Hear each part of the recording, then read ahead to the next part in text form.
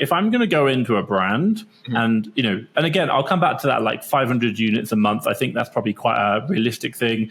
I think it's unlikely we're going to get the bigger players.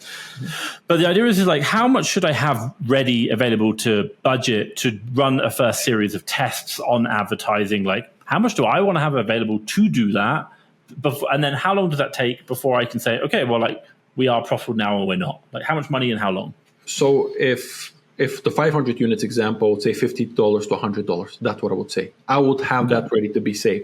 Because and that's per day? That's per day, correct. That's per day. Okay. Yeah. And then time frame before you start seeing, like, you're like, okay, now I know the answer. Time frame, I would give it a month, at least a month. Now you can see results in 3 days, 5 days, a week. If it has 500 units, you probably already see results quite faster. But a month is enough to get enough data from Amazon, because really the first 2-3 weeks, Amazon doesn't even release all the data of the ads, because Amazon's ads, they have 2 to 3 day delays. So sometimes you might see 5 sales coming from ads today, and in 3 days when you check back the stats, they're different.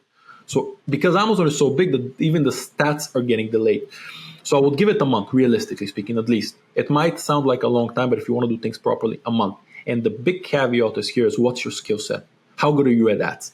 Because if you're bad at ads, it might take you 3 months and you blow money. If you're great at ads, it might take you a week to get results. So that, and because of course, the good thing you have going on for you is this product is good enough to get those amount of sales. So at least proof of concept is there. So you know that if you get the product selling, you'll be all right. But $50 to $100, I would say, yeah.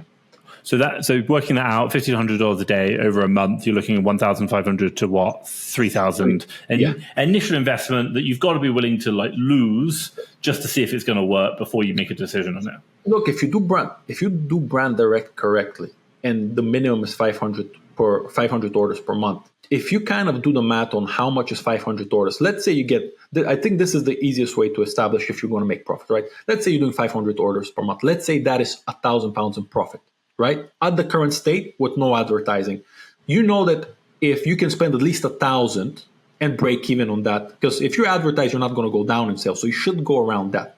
So I would make sure I know my research of how much is that product making per profit before I even get it brand direct. I get the listing, I sort out the listing, whatever I do, I optimize it.